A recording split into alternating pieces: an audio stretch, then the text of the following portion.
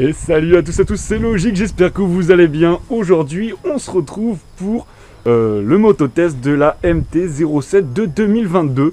Alors, on va voir ce qu'elle va donner aujourd'hui. C'est parti, elle est juste derrière nous. Donc, avant de s'intéresser aux caractéristiques de la MT-07, déjà, qu'est-ce que c'est que la MT-07? C'est un roadster de chez Yamaha de 690 cm3. Donc, qu'est-ce que c'est les roadsters? Pour ceux qui ne connaissent pas, qui veulent acheter une moto pour l'IA2, c'était une moto qui est bonne à tout faire, mais qui est moyenne partout. En premier lieu, on va parler des changements qu'il y a eu sur cette MT-07 2022 par rapport aux versions précédentes, donc avant la 2021, parce que à partir de là, ça a changé. On va vous parler de tout ce qui s'est passé sur cette moto. Juste avant, n'oubliez pas qu'une chaîne secondaire va être créée, que vous pourrez la retrouver dans la description. Et ainsi, vous pouvez lâcher un pouce bleu et un like, ça donne toujours de la force pour essayer de vous donner un maximum d'informations sur les motos et de prendre du temps pour les faire. On va parler de la chose qui intéresse beaucoup de monde, c'est ce phare rond avec deux lignes sur les côtés. Est-ce qu'il est beau, est-ce qu'il est moche? Beaucoup le critiquent. Moi je trouve franchement qu'il est pas dégueu. Beaucoup le voient sur les photos. Sur les photos effectivement il est pas vraiment très beau. En réalité il est beaucoup moins moche que ce qu'on pense. Donc là vous voyez je vais allumer le phare. Et c'est vrai que ça fait une belle gueule. Moi je trouve que ça fait une belle gueule. Moi après c'est chacun son avis. Mais je trouve que ça fait une belle moto. Pour une fois ils ont innové et ça fait qu'elle a une gueule juste à elle. Le point positif aussi de ces nouvelles versions, le cadran LCD. Vraiment très bien, avec sa petite manivelle où on peut venir changer les informations sur le cadran directement. Et je trouve ça vraiment bien. On peut voir directement toutes les informations sans avoir à venir toucher ici comme les versions précédentes. Au niveau de la finition de la moto, au niveau du carénage, pas grand changement. On a quoi? On a un petit peu l'avant qui a changé, les clignotants il me semble, un petit peu ces carénages là aussi. Mais en soi, pas un énorme changement par rapport à la MT-07 de 2020 ou ancienne version.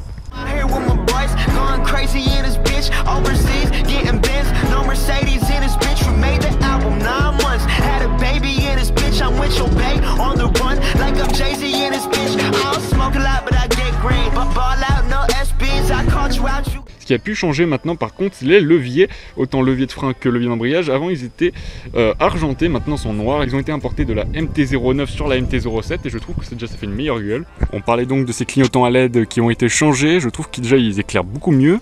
Ils vont une meilleure gueule. Bon, au niveau des clignotants, je trouve qu'ils éclairent mieux déjà. Plus travaillé au niveau de l'esthétique quand même, cette MT-07 de 2022. Le gros changement de cette MT-07, c'est l'Euro 5. Donc au niveau de l'Euro 5, on va dire quoi de beau, quoi de moins bien. La baisse de puissance nette sur cette moto vraiment par rapport aux anciennes versions bien moins puissantes.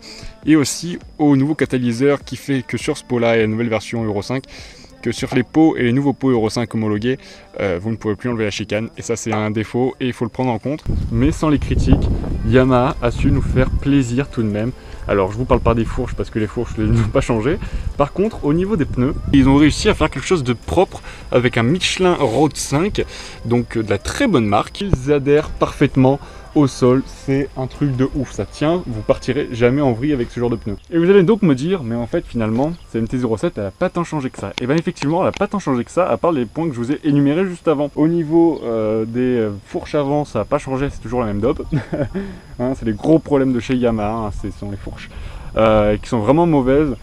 On ressent tous les défauts de la route. Très négatif de la MT-07, ce sont pour ceux qui veulent un passager. Le siège ne sert vraiment strictement à rien.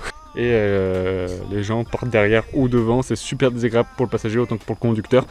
Vraiment pour ça j'aime pas du tout. Beaucoup aussi demanderont le bruit de cette moto, vous allez vite fait écouter. Donc vous allez vous rendre compte que c'est pas un bruit exceptionnel. J'enlève la vitesse.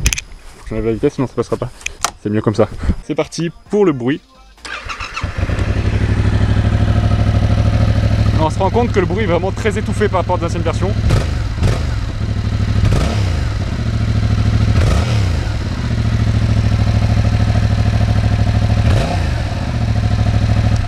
Trop étouffé par rapport à l'Euro 5 qui ont vraiment diminué le bruit à mort et je trouve que pour une moto de ce type là, la MT-07, le bruit mythique de cette MT-07, ça perd tout son charme directement en ayant diminué le bruit de la MT-07 et même en pouvant plus enlever la chicane. Je trouve que c'est vraiment dommage pour une MT qui justement est connue pour le bruit mythique du bicylindre.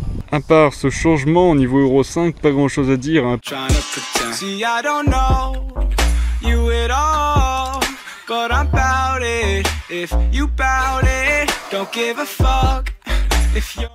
Alors, quel défaut et quelle qualité donner à cette MT-07. Les fourches avant, très désagréables sur la route, hein, on prend tous les dégâts de la route. Alors point négatif ou point positif, je sais pas trop, donc on va le mettre dans le négatif, parce que j'ai vu plus de négatifs que de positifs. Le phare avant, que beaucoup n'aiment pas, mais il faut savoir que exclu de Yamaha, ça va rester comme ça pendant un moment. Au niveau des points positifs de cette MT, je vous dirais le nouveau Komodo, vous pouvez commander directement sur votre écran LCD, ça aussi c'est un gros point positif, LCD blanc sur noir, donc très important. Point très positif aussi, hein, ces roues de chez Michelin, les Road 5, qui adhèrent beaucoup mieux que les anciens pneus qui étaient montés sur la MT-07 ancienne génération. L'esthétique aussi qui a pas mal évolué, que je trouve vachement plus stylé, moi au niveau du phare et tout, je vais le mettre comme d'un point positif parce que je trouve que là maintenant elle a une grosse gueule, on dirait une MT-09 limite. Petit point important pour les gens de taille petite.